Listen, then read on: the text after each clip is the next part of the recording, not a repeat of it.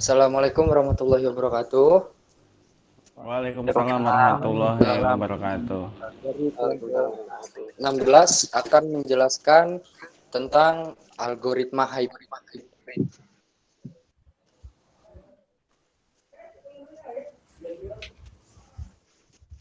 Next. Sebelum masuk ke materi, alangkah baiknya kita perkenalan satu persatu dulu anggota-anggota kelompok dari kelompok 16 ini, karena ada pepatah mengatakan bahwa tak kenal maka tak sayang. Untuk yang pertama ada Farhan Aldiansyah Putra, yang kedua ada Henry Dewanto, yang ketiga ada Muhammad Farid Harti, yang keempat ada Ipun Pramudia, yang kelima ada Ruliawan Hamdan, yang keenam ada saya sendiri Bayu Firdaus sebagai moderator, yang ketujuh ada Lucky Agusti Septa, yang kedelapan Fikri Mahendra, kesembilan Ahmad Saiful Rohman, yang ke-10 Fadli, yang ke-11 Muhammad Amirullah, dan yang terakhir yang ke-12 ada Ahmad Zailani. Next, untuk pengertian untuk sejarah hybrid bisa dijelaskan oleh siapa? Pak Ruliawan Hamdan. Silakan Bapak Ruliawan Hamdan untuk menjelaskan apa sejarah tentang hybrid ini. Silakan. Oke, Assalamualaikum warahmatullahi wabarakatuh. Di sini saya akan menjelaskan tentang sejarah hybrid. Sejarah hybrid atau hybrid arsitektur merupakan penggabungan beberapa aspek berbeda tertentunya dalam ruang lingkup arsitektural. Hybrid merupakan hasil persilangan atau penggabungan dari suatu yang berbeda. Penekanan pengertian hybrid ini adalah hasil dari persilangan atau penggabungan. Menurut Febriana, menurut Jack, hybrid merupakan suatu metode penciptaan suatu dengan pola-pola lama atau kita kenal dengan sejarah, namun dengan bahan-bahan dan teknik yang baru. Terus menurut Jack, dengan kata lain menggabungkan bentuk-bentuk tradisional dengan menggabungkan bentuk tradisional dengan teknik modern. Metode hybrid dinyatakan melalui tahapan-tahapan mutation, manipulasi elemen dan unifikasi dan penggabungan. Metode ini memiliki kesamaan dengan versi Venturi yang meliputi tatanan, fragmentasi, infeksi, dan deposition atau supermisi. Oke, sekian dari saya.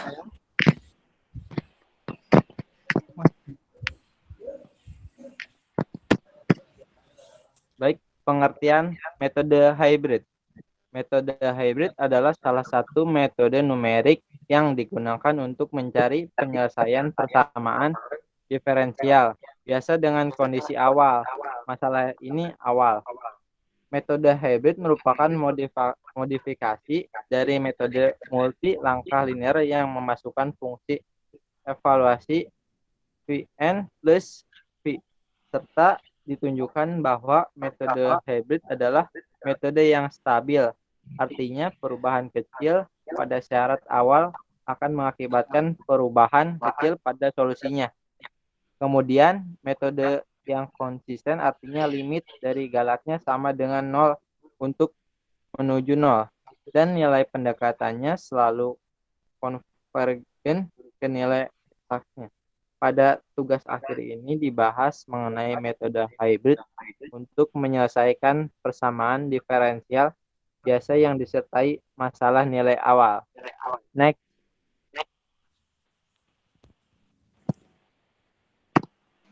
Baik, selanjutnya ada metode hybrid.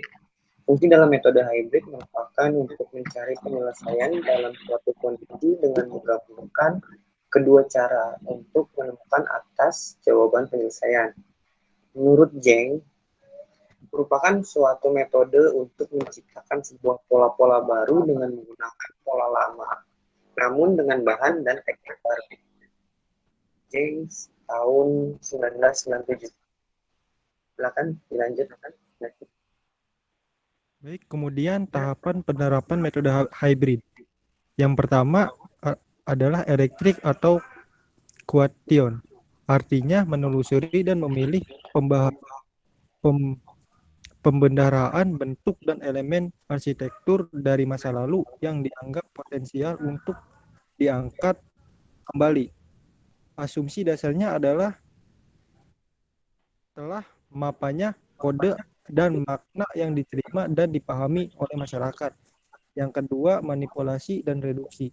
Elemen-elemen elektrik atau hasil dari quotation tersebut selanjutnya dimanipulasi atau dimodifikasi dengan cara-cara yang dapat menggeser, mengubah, atau memutarbalikkan makna yang telah ada. Beberapa teknik manipulasi ini meliputi seperti reduksi dan simplikasi, repetisi, distorsi bentuk, disorientasi, disproporsi, dan dislokasi. Tahapan yang terakhir adalah penggabungan dan penyatuan beberapa elemen yang telah dimanipulasi atau dimodifikasi ke dalam desain yang telah ditetapkan ordernya. Baik, selanjutnya. Baik, di sini saya akan menjelaskan review jurnal metode hybrid yang telah kelompok kami review, yaitu di jurnal pengembangan algoritma hybrid meta-heuristik untuk penentuan rute pengiriman produk persibel. Yang kami dapat di inputnya yaitu ada biaya tetap penggunaan kendaraan, lalu ada biaya transportasi, lalu biaya persediaan, dan yang keempat biaya energi, lalu yang terakhir ada biaya penalti keterlambatan. Lalu proses yang kami dapat dari jurnal tersebut ada input data awal, lalu menentukan matriks jarak serta matriks waktu tempuh link, lalu inisialisasi random partikel 11 dan kecepatan 6 dalam ruang pencarian problem per dimensi. Lalu membangkitkan bilangan random dan mengurutkan membentuk rute. Yang kelima, penyusunan rute serta evaluasi fungsi dan tujuan. Memutakhirkan nilai per base partikel dan G-base kawanan. Lalu yang ketujuh, memperbarui bobot inersia, kecepatan, dan posisi partikel. Lalu yang kedelapan, memeriksa batas atas dan bawah posisi partikel. Lalu yang kesembilan, kembali ke langkah 5, jika iterasi telah memenuhi maka hentikan. Lalu hasil yang kami dapat, algoritma PSO MUMI mampu menghasilkan 4 solusi yang sama dengan solusi terbaik, yaitu untuk data Solomon C101, C103, C104, dan R105.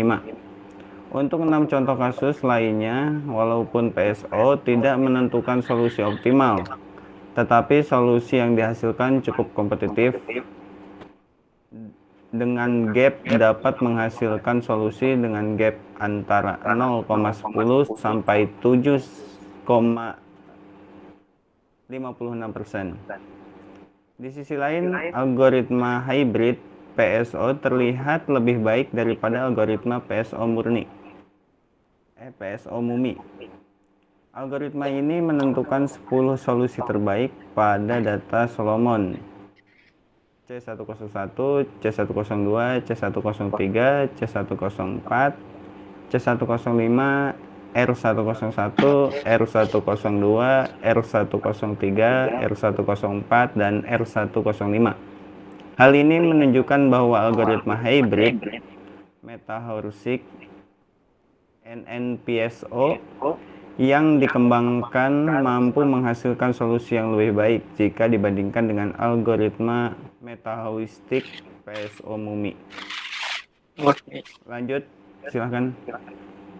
Baik, jadi ini adalah hasil kesimpulan presentasi yang kita jelaskan. Jadi kesimpulannya adalah metode ini merupakan sebuah sintesa dari analisis dan penyusunan sintesis yang dapat menjadi penerangan. Wawasan dari pemecahan masalah, metode hybrid bisa diterapkan dalam skema perancangan dan konsep penggabungan dua atau lebih fungsi, style, arsitektur. Sehingga dalam hal ini akan dapat memunculkan sebuah arsitektur yang kombinatif, konseptual, dan dapat interaktif terhadap isu permasalahan yang ada. Sebagaimana dalam perancangan terminal kampung yang metode hybrid cukup tepat untuk dapat metode hybrid berupa penyatuan dan solusi dari permasalahan dalam konteks agregasi, segregasi, juga penyatuan.